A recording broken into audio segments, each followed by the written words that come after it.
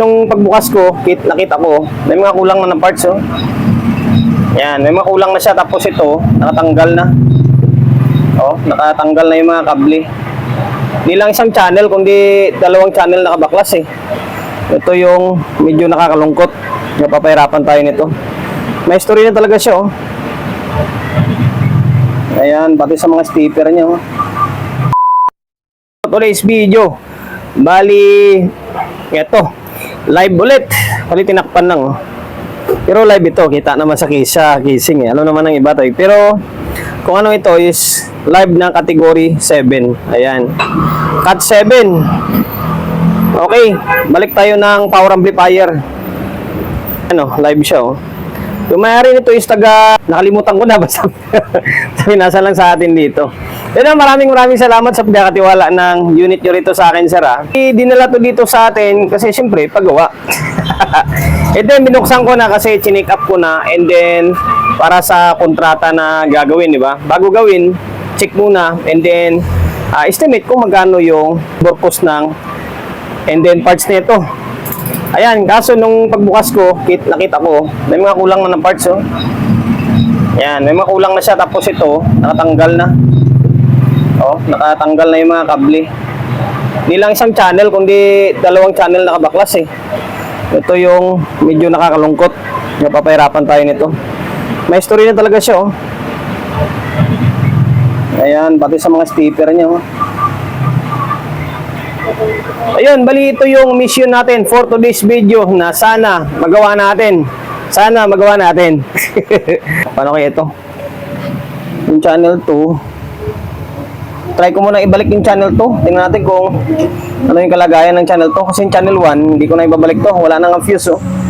Try ko muna ibalik tong channel 2. Binalik ko na yung kable ng channel 2. Ito to. And then, ito. Tingnan natin kung ano mangyari? Bald tayo siyempre. Stop start. Nag-relay naman, ah. Pero ano nangyari? Nagre-relay naman. Ito.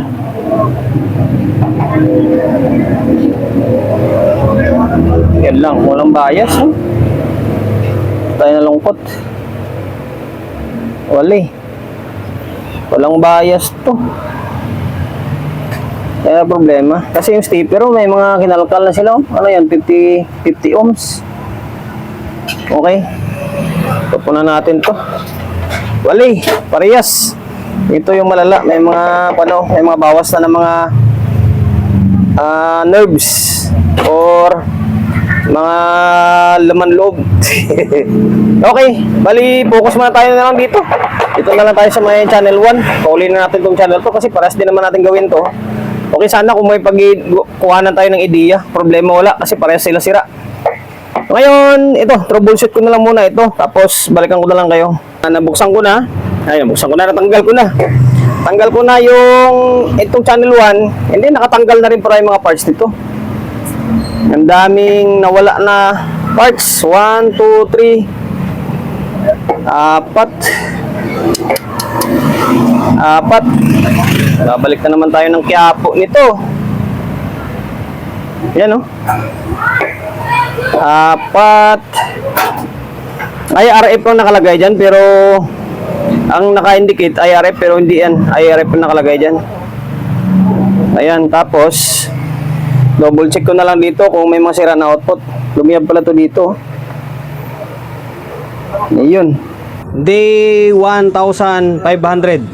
Pang 1,500 na araw. Sa pagre-repair natin itong category 7. Bali, hirap na hirap ako. Sa totoo lang, guys, hirap na hirap ako. Buti ngayon na tsambahan ko siya. Bali, itong channel 2, yung huling ginawa ko, hindi ko na totally pinakita yung video or kinuha na ng video kasi masyadong mahaba na yung video. Masyado na siyang mahaba. Dahil hirap na hirap ako. Hirap na hirap ako. Ayoko magsinungaling. Mahirap naman na may gina yung magpakatotoo tayo. Sa live talaga, medyo hirap talaga ako. Medyo mahirap talaga siya gawin. Bali, eto, nadagdagan na natin ng output. Tapos yung MOSFET, napalitan na rin natin. Yung MOSFET na nandoon sa stock, kinuha ko muna and then nilagay ko dito kasi siyempre ilang araw bago tayo magpakyapo, hindi natin troubleshoot. Kinuha natin tapos nilagay natin dito. Ayun yung bagong dating or bagong parts natin na nabili, dito natin nilagay. Yan, 1, bali 4. Okay? Pero bali santabi muna natin yan. Papunta muna tayo rito. Ngayon, ang issue nito nung pinalitan ko na ng MOSFET and then tin-troubleshoot ko, wali siya. Tapos ang hirap ako, tumatabingi yung voltahe, tumataas sa kabila, tabingi sa kabila, mababa sa kabila. And then dahil nga siyempre makukuryos ka kung alin talaga yung pinanggalingan, yung itong stepper na to pinagpalit ko, kinuha ko yung stepper dito tapos nilagay ko dito kasi dito na gumana na to, napagana ko na to nilipat ko dito. Ganun pa rin.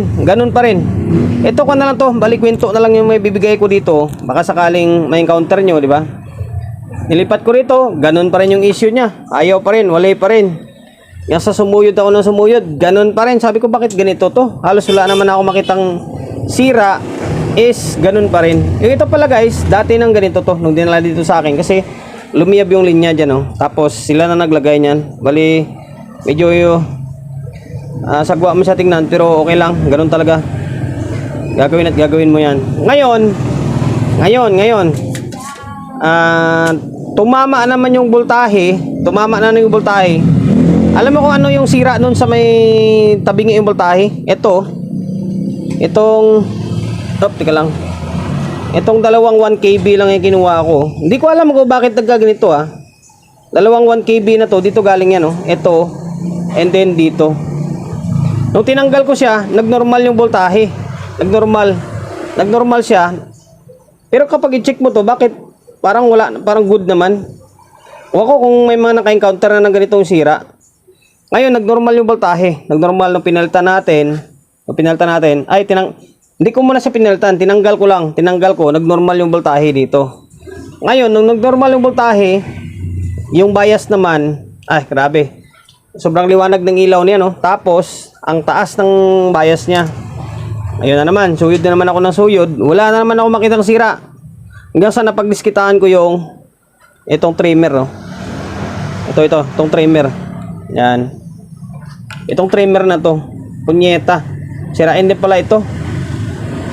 Ang value nito, sana ba yung isa? Kwanto Iba to Ito sana ipapalit ko. Naghanap ako ng pamalit kaso iba yung value. Yan, ito to. Yung value nito is 10K. 10K to 103. 103, 10 tas mag-add ka ng 3 zero, di 10K. 10K to. Ngayon ang ginagawa ko, kahit anong pinipihit ko to, ayaw talaga bumaba. Nasa 0.7 ng bias dito. Ayaw bumaba, ayaw talaga siya, as in. Ngayon, pinagdiskitaan ko na naman yung kabila. Yung nandito, kinuha ko, nilagay ko siya dito, nagnormal. Ang problema naman, kasi mababa rin yung bias dito, nasa halos, wala na, basta mababa na yung bias din dito Sumabay, naging normal din dito, bumaba rin yung bias. Ibig sabihin, sira ito. Ngayon, binaklas ko yung dito, yung nandito, and then dito, tapos kinumpara ko, ang layo. Ang layo ng ano ba tawag nito, ng resistance nila. Ngayon kahit anong pihit ko, isasabay ko sana sa isa, ayaw talaga. Ayaw.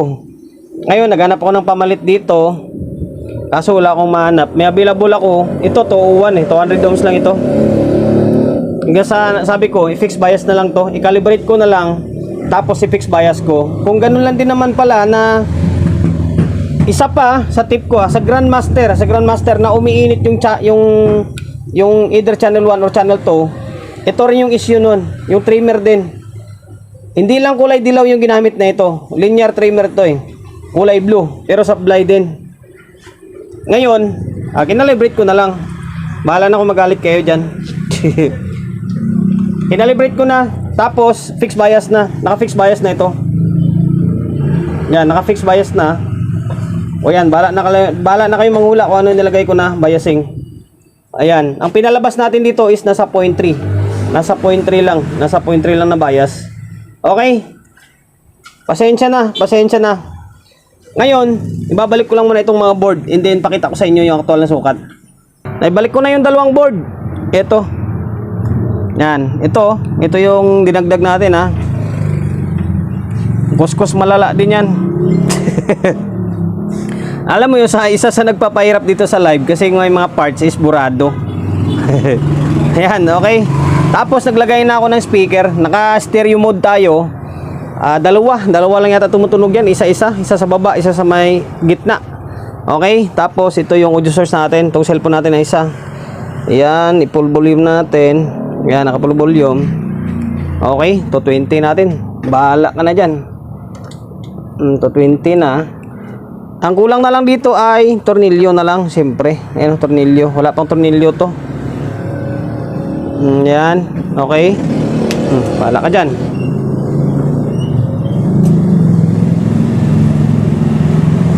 Ngayon, ayun, naka-normal na siya. Naka-normal mode na siya. Ay, mali pala. Hindi ko pala nasukatan. Sabi ko, pakita ko pala sa inyo yung bias. Pero sige lang. Mamaya, ipatunugin muna natin. Itong channel 1, channel 2 muna tayo. Ito yung hindi ganun siya kalala na sira. Okay? Yan. Tapos, ito yung nirepair natin. Medyo malamya yung tunog nito, hindi maboses dahil sa speaker. Kasi yung tumutunog na yun, atomic yun. Atomic na NOC 12. Tapos yung isa is, yung matigas is Pro 12. Ito Pro 12 to. Yan o. Ayan, sabay, dalawa. Okay. Tumutunog na parehas. So ngayon, susukatin natin. Sumabit yung pan, ayaw mandar o. Ngayon, sukatin natin. Magsukat tayo ng bias. Teka lang ha, handa natin na mayos.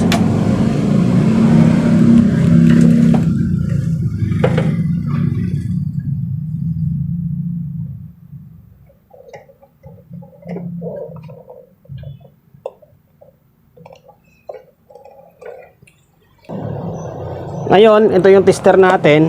Ayun, natumba. Natumba. Kailang, set up natin na mayos. Ayan. Pakita ko sa inyo yung bias nya na pinalabas ko. Pasensya na, one man game tayo eh. Ayan lang yung pinalabas ko na bias oh. Halos magpo 0.3 lang. Katulad lang sa mga typical na mga amplifier din ah. Naka-fix bias ito ah. Tapos ito naman yung channel 1. Oh, pares lang oh. Diba? O, ayan. Okay, naka-fix na ito ah. Inulit ko ah. Baka mamaya, pag pinalitan ko kasi yung trimmer, magloko na naman. Magka-problema tayo. Ayan ah. Okay. O, ayan na. Goods na siya. And then, tumutunog na rin.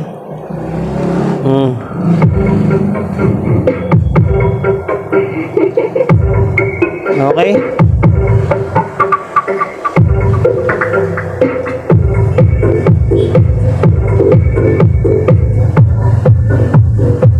Ang problema lang dito sa may channel, itong channel na ito, ay yung isang MOSFET. Yung MOSFET, bali parang 4 na MOSFET yun eh, kasi hindi na nila pinadala eh. Wala na, nung pinadala rito sa atin, diba, nung sa intro naman, sana makita ko pa yung intro. Wala na yung mga MOSFET. Kulang. Tapos yung isang MGL pala, yung MGL na transistor, sira. Okay. Ayan, ang kulang na lang dito is tali na lang, and then kunting linis, tornilyo sa may ano tawag niyan, sa may board. Ayan, working siya. Obserbahan ko na lang ito. Obserbahan ko na lang ng mga ilang oras bago natin takpan. Sir from Masbati, taga Masbati may-ari nito, pinadala lang dito sa atin. Tapos kinirop lang sa isang tropa natin ah. Maraming salamat Mega sa pag-repair dito ng unit sa akin. And then Sir from Masbati, maraming salamat din sa pagkakatiwala mo ng unit mo rito sa akin. Pasensya na, medyo natagalan dahil medyo mahirap din siya gawin eh. Okay? And then pasensya na kung wala tayong naibigay na ideya rito. Yun na lang siguro, yung gawin yung reference yung mga sinasabi ko, yung maaring sanhi ng mga sira is gawin nyo lang tulad ng sa may trimmer. And then yung 1 KB nga, baka yun ngayon katulad sa mga ginagawa nyo, baka yun din yung sira, edi at least may idea kayo. Promotion, bago tayo magtapos, siyempre, shop natin, always on Dagaw na, 24/7. Sa mga gustong magpa-prepare along sa Oyo, Quezon City, number 61, Don Julio, Gregorio Street, sa Oyo Road, sa Oyo, Quezon City. Social media pages natin, sa so hindi pa nakapag-follow, paki-follow, and then siyempre, paki-share ng video natin sa my Facebook, YouTube channel. Sa mga hindi pa nakapag-subscribe, pag-subscribe, like, share, and then siyempre, paki-hit ng bell button sa gilid para updated ka sa mga susunod na video na i-upload ko. Ingat, God bless, and then peace atin lahat.